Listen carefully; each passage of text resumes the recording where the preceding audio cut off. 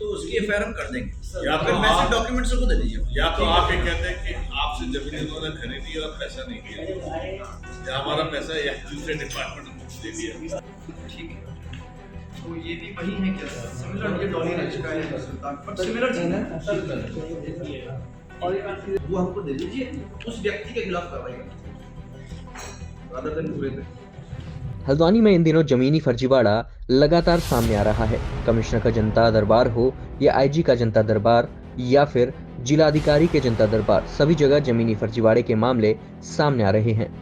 लिहाजा अब प्रशासन ऐसे मामलों में सख्त नजर आ रहा है।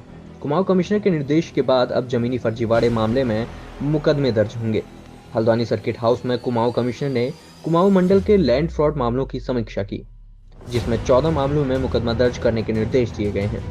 सर्किट हाउस में कुमाऊं कमिश्नर, आईजी कुमाऊं सहित मंडल के सभी अधिकारी वीडियो कॉन्फ्रेंसिंग के माध्यम से जुड़े, जिसमें कुमाऊं मंडल के 6 जिलों में 37 लैंड फ्रॉड के मामलों की समीक्षा की गई, जिनके जमीनी फर्जीवाड़े और प्रॉपर्टी डीलरों द्वारा एक जमीन को कई बार बेचने जैसे मामले शामिल थे। यही नहीं, भूमाफियाओं ने भी कई सरकारी जमीनों को बेच दिया है। लिहाजा समीक्षा करते हुए नैनीताल जिले के 6 मामले और उधमसिंह नगर के 5 मामले, पिथौरागढ़ के 1 मामले में मुकदमा दर्ज करने के निर्देश दिए गए हैं। साथ ही कुमाऊं कमिश्नर ने जमीन खरीदने वाले लोगों को जमीन खरीदने से पहले पूरी तरह खोजबीन करने के सुझाव दिए।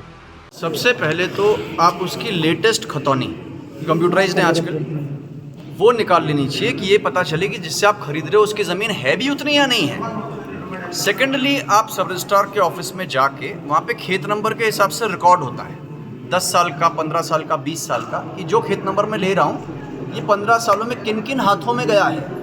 अगर ये कई हाथों में गया है तो क्या किसी में कोई विवाद तो नहीं है, कोई मामला किसी न्यायालय में विचाराधीन तो नहीं है, इसको देखना चाहिए। एक थर्ड चीज़ जो हम लोग अक्सर चूक जाते हैं देखने से, वो ये देखना चाहिए कि जो कंसर्न लैंड है कहीं बंधक तो नहीं है किसी बैंक में। और इसका बहुत अच्छा तरीका जो मैं आपको बताऊंगा वो ये है कि आप उस लैंड पे लोन के लिए अप्लाई करिए, तो उसमें बैंक बहुत अच्छी ड्यू डिलिजेंस करता है, क्योंकि उस लैंड के अगेंस्ट वो पैसा दे रहा है, तो जो पैसा दे रहा है वो बहुत अच्छी तहकीकात उसकी करता है, तो इसको भी देखना बहुत आवश्यक है। एक और चीज़, जब इवेंचुअली आप लैंड परचेज कर लेते हैं तो बहुत जल्दी आप लोग उसकी चौहद्दी करवा लें, उस पर कोई परमानेंट आप दीवार बना लें, क्योंकि आजकल बहुत सी जो प्लॉटिंग्स होती हैं उसमें जो खरीदार है वही नहीं पहचान पाते हैं। यद्यपि अब कोऑर्डिनेट्स तो कंपलसरी हो गया रजिस्ट्री में, कोऑर्डिनेट्स डाल लें, लेकिन फिर भी उस पर आप उसी वक्त ही उसकी किसी प्रकार की बाउंड्री मेरे हिसाब से कर लें, तो निश्चित रूप से जो फ्रॉड्स हैं इसमें गिरावट आएगी, और जो भी हमारे लोग हैं, कंज्यूमर्स हैं, जिनके साथ किसी प्रकार का फ्रॉड हो रहा है, इसमें गिरावट आएगी। सर, एक मामला सर, अगर ऐसा होता है कि जैसे पुरानी और रजिस्ट्री आ रहे हैं, क्या आपको लगता है कि कोऑर्डिनेट्स कराने की ज़रूरत है अभी भी पुरानी लैंड्स में? अब पुराने में आज के तारीख में तो जब कैडेस्ट्रल मैपिंग होगी, जो उसका बहुत अच्छा सोल्यूशन है कि कैडेस्ट्रल मैपिंग हो, कैडेस्ट्रल मैपिंग में तो हर खेत और उसका हर एक अंश ओनरशिप के हिसाब से निकल आता है। थोड़ा बड़ा प्रोजेक्ट है, बट लॉन्ग टर्म में ये इसका एक अच्छा सोल्यूशन होगा। इतने में जो भी है उनका रेट आपसी तय हुआ था कि उतने में वो ज़मीन बेची जाएगी, तो उसके बाद जो है उसने रजिस्ट्री कर दी, और रजिस्ट्री करने के बाद जो है उसको जो बेचने वाले को पैसा नहीं मिला।